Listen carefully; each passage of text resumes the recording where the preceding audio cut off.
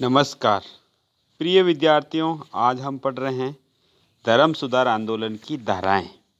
धर्म सुधार आंदोलन की धाराएं।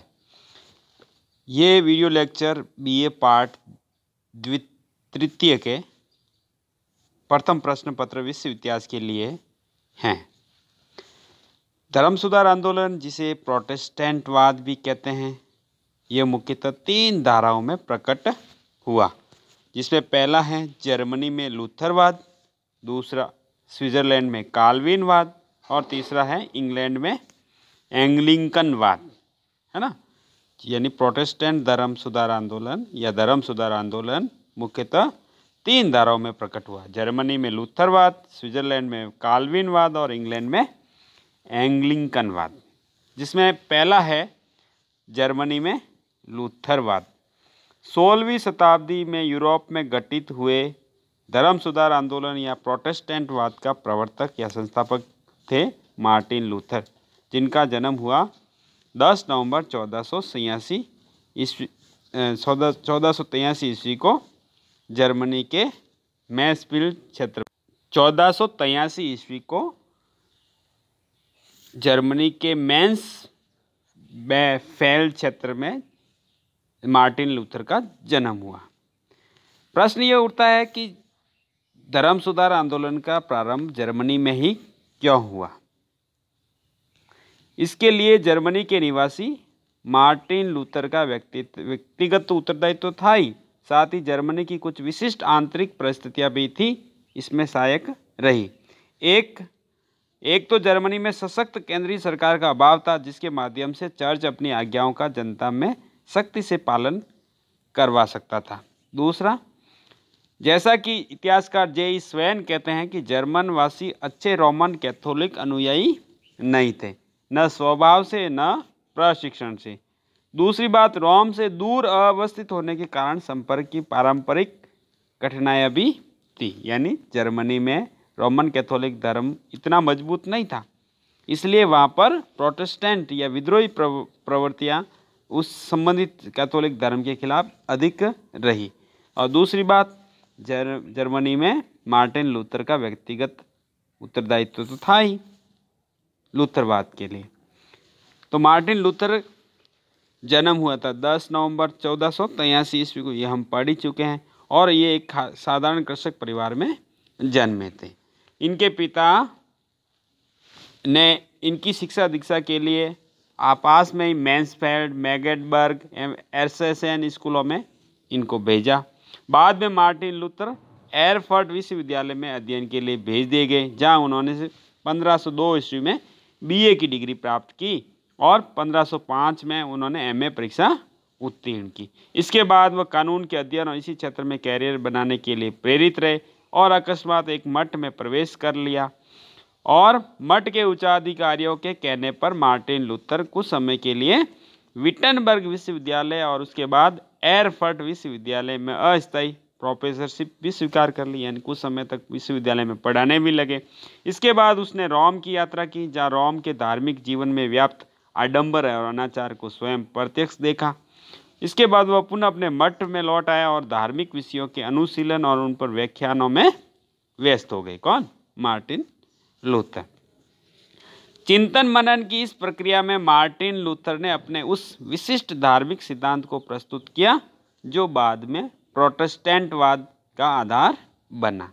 यानी वो विशिष्ट धार्मिक सिद्धांत क्या था? इस सिद्धांत के अनुसार मनुष्य अपने कर्मों से नहीं बल्कि श्रद्धा एवं विश्वास से ईश्वर तक पहुंच सकता है। यानी मनुष्य अपने कर्मों से नहीं बल्कि अपने श्रद्धा एवं विश्वास से ईश्वर तक पहुंच सकता है। इस सिद्धांत को संक्षेप में जस्टिफिकेशन बाय फेथ यानी आस्था या श्रद्धा के माध्यम से पाप मुक्ति या मोक्ष के नाम से जाना जाता है। रोमन कैथोलिक चर्च में व्याप्त अव्यवस्थाओं के प्रति मार्टिन लूथर का विद्रोह प्रखर रूप से 1517 ईस्वी में उस समय व्यक्त हुआ, जब पोप का एक प्रतिनिधि टेडजेल पोप की ओर से चर्च द्वारा जारी अनुग्रह पत्रों या क्षमा पत्रों की बिक्री कर रहा था। यानी मार्टिन लूथर ने रोम की यात्रा के दौरान ये देखा ही था कि रोम जो रोम में जो पोप का मुख्यालय है वहाँ पर कितना अनाचार है और आडंबर हैं। साथ ही साथ अब धीरे धीरे उनमें ये भावना घर कर रही थी कि रोम चर्च जो एक तरह से आडंबर का गढ़ है, जनता में क्या कर रहा है, वो मोक्ष की अच्छी सी शिक्षा नहीं दे पा रहा है। तो ऐसा ही एक प्रमुख विद्रोह जो प्रखर रूप से प्रकट हुआ 1517 ईस्वी में, जब पोप का एक प्रतिनिधि टेडजेल क्या कर रहा था, चर्च की ओर से अनुग्रह पत्रों या समापत्रों या इंडल्जेंसेस की बिक्री कर रहा था। टेडजेल इन पत्रों के बारे में क्या कहता है कि अनुग्रह पत्रों के लिए दिए गए पैसों की खनखनाहट के साथ ही संबद्ध व्यक्ति की आत्मा स्वर्ग में प्रवेश प्राप्त कर लेती है। यानी टेडजेल ने कहा कि आप एक तरफ पैसे दो और पैसों की खनखनाहट के साथ ही क्या है, ये संबंधित जो पैसा देता है व्यक्ति वह स्वर्ग में प्रवेश कर जाता है, यानी मोक्ष को प्राप्त कर लेता है। टेडजेल के इस व्यवहार से मार्टिन लूथर बड़ा क्षुब्ध और क्रोधित हुआ।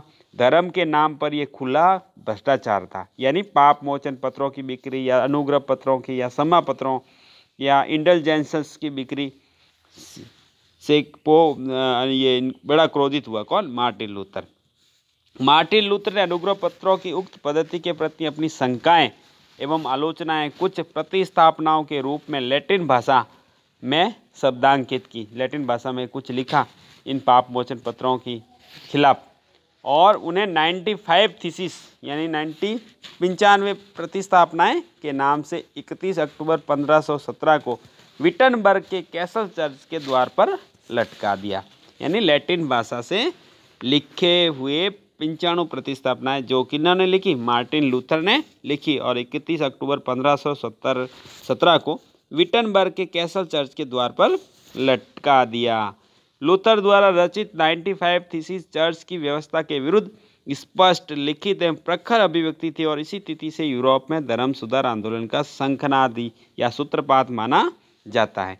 यानी जो टेडजेल ने पाप मोचन पत्रों की बिक्री शुरू की थी, उसके खिलाफ मार्टिन लूथर ने 95 थीसिस की रचना कर विटलबर्ग के कैसल चर्च पर लटका दिया है। ये घटना कब हुई? 31 अक्टूबर 1517 ईस्वी को। मार्टिन लूथर की उपर्युक्त 95 प्रतिस्थापनाएं जर्मन वासियों में लोकप्रिय हो गई। उसकी मुद्रित प्रतियों एवं जर्मन अनुवाद को लोगों ने बहुत चाव से पढ़ा। समापत्रों की बिक्री बहुत कम हो गई। पोप लियो 10 ने अपने प्रतिनिधियों के माध्यम से मार्टिन लूथर को शांत करने के लिए राजी करने का प्रयास किया, लेकिन लूथर ने अपनी प्रतिस्थापनाओं का प्रचार यथावत जारी रखा। लूथर ने पोप को पत्र लिखकर उसे अपने उपर्युक्त विचारों से अवगत कराया। लूथर की स्पष्ट मान्यता थी कि एक ईसाई की धार्मिक प्रगति के लिए पादरियों द्वारा किए जाने वाले अनुष्ठानिक कर्मों की कोई सार्थकता नहीं है। कौन कह रहा है? लूथर कह रहा है। और वो कहता है कि एक सच्चा ईसाई ईश्वर की कृपा से, ईश्वर में श्रद्धा और आस्था के माध्यम से ही पाप मुक्ति या मोक्ष प्राप्त कर सकता है, न कि चर्च या पोप द्वारा बेचे गए पाप मोचन पत्रों को खरीदकर वो मोक्ष प्राप्त कर सकता है। यानी श्रद्धा और आस्था के माध्यम से ही ईश्वर में वो मोक्ष को प्राप्त कर सकता है। ऐसा कौन कह रहा है? Martin Luther. ईसाई धर्मावलंबी को आवश्यकता पड़ने पर बाइबिल की शिक्षाओं से प्रत्यक्ष प्रेरणा लेनी चाहिए, न कि पादरी जैसे मध्यस्थों की। प्रकारांतर में लूथर ने पोप और चर्च की अनिवार्यता के सिद्धांत को भी अस्वीकार कर दिया। यानी मोक्ष की प्राप्ति के लिए पोप और चर्च की कोई आवश्यकता ही नहीं है, अनिवार्यता नहीं है। मार्टिन लूथर ने अपने विचारों को स्पष्ट करने के लिए सन 1520 में 3 लघु पुस्तिकाएं भी प्रकाशित की, और इन पुस्तिकाओं में प्रोटेस्टेंट आंदोलन की आधारभूत मान्यताओं का प्रतिपादन किया गया है। ये 3 लघु पुस्तिकाएं इस प्रकार हैं।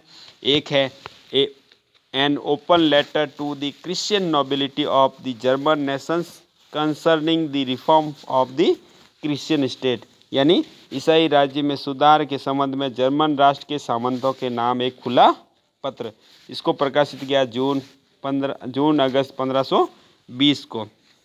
इसमें इन्होंने कहा गया कि ईसाईयत में एक पादरी किसी कार्यालय के कर्मचारी की तरह है। प्रत्येक ईसाई को स्व विवेक से जानने का अधिकार है कि क्या सही है क्या गलत है, तथा पोप धर्म ग्रंथ यानी बाइबिल के विरुद्ध आचरण करता है तो एक ईसाई के धर्म ग्रंथ का साथ देना चाहिए, पोप का विरोध करना चाहिए। ऐसा an open letter to Christian nobility में जब मार्टिन लूथर ने लिखा है। दूसरी पुस्तक लिखी है the Babylonian captivity of the church, यानी चर्च की बेबीलोनियाई कैद, अगस्त 1520 में। इस पुस्तिका में लूथर ने चर्च के अधिकांश अनुष्ठानों की निरर्थकता को उजागर किया, यानी चर्च के अनुष्ठान निरर्थक है, कोई ज़रूरत नहीं है लोगों की मुक्ति के लिए, मोक्ष के लिए। और तीसरी पुस्तक लिखी है मार्टिन लूथर ने, the treatise of the Christian liberty, यानी एक ईसाई की मुक्ति का ग्रंथ। इसमें लिखा है कि सत्कर्मों से व्यक्ति मुक्ति प्राप्त नहीं कर सकता, मुक्ति के लिए ईश्वर में श्रद्धा और उसकी कृपा आवश्यक है। मार्टिन लूथर की इस तरह की गतिविधियों को देखकर पोप को बहुत क्रोध आया। उस समय पोप थे लियो 10। उन्होंने मार्टिन लूथर को धर्मद्रोही घोषित कर दिया और उसके पास ईसाई धर्म से निष्कासन का आदेश भेज दिया। उस आदेश को कहते हैं बुल ऑफ एक्सकम्युनिकेशन। और पोप के इस आदेश को मार्टिन लूथर ने सार्वजनिक रूप से विटनबर्ग में जला दिया। इस तरह की घटना हुई थी 10 दिसंबर 1520 को। और इस तरह से देखते ही देखते एक मार्टिन लूथर जनता में धार्मिक विचारक के स्थान पर एक धर्म सुधारक और राष्ट्रीय नेता के रूप में उभर आए थे। बाद में लूथर पर विभिन्न प्रकार के प्रतिबंध लगाए और वह लूथर को वर्म्स राज्य से निष्कासित कर दिया गया। लेकिन लूथर के एक शुभ चिंतक थे ड्यूक फ्रेडरिक, जिसने लूथर को एक सुरक्षित स्थान पर पहुंचा दिया और 1 साल भर तक वह लूथर संन्यास्त जीवन रहते हुए उन्होंने बाइबिल का जर्मन भाषा में अनुवाद किया सितंबर 1522 ईस्वी में। और इस तरह से वो जो बाइबिल का जो जर्मन भाषा का अनुवाद हुआ वह कहलाया सेप्टेम्बर टेस्टामेंट। लूथर के विचारों को लोकप्रियता मिलने लगी थी। जर्मनी में उसे व्यापक जन समर्थन मिल रहा था। जर्मनी के स्थानीय नरेश और सामंत भी व्यक्तिगत कारणों से जर्मनी में गृह युद्ध और शांति की स्थिति चाहते थे।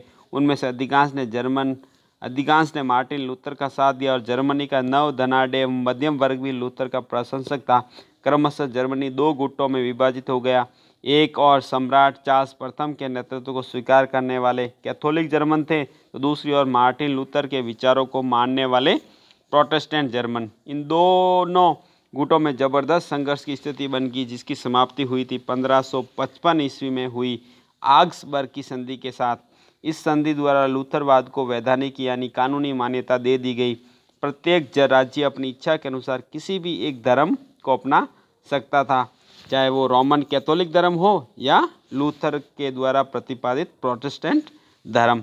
आग्सबर्ग की संधि जो 1555 में हुई थी, उसके तहत लूथरवाद को क्या दिया गया था? वैधानिक या कानूनी मान्यता दी गई थी। इस संधि लूथरवाद एवं प्रोटेस्टेंट धर्म की विजय थी। जर्मनी के उत्तरी राज्यों ने लूथरवाद को स्वीकार कर लिया, यद्यपि दक्षिणी जर्मनी के राज्य रोमन की कैथोलिक चर्च के प्रति आस्थावान बने रहे। उत्तरी जर्मनी से प्रसारित होकर लूथरवाद यानी मार्टिन लूथर द्वारा दिया गया सिद्धांत डेनमार्क, नॉर्वे, स्वीडन, फिनलैंड और पोलैंड में लोकप्रिय हुआ। तो इस वीडियो लेक्चर के तहत कुछ प्रश्न बन रहे हैं, जिसमें पहला प्रश्न है मार्टिन लूथर का प्रोटेस्टेंट आंदोलन या धर्म सुधार आंदोलन में क्या योगदान है।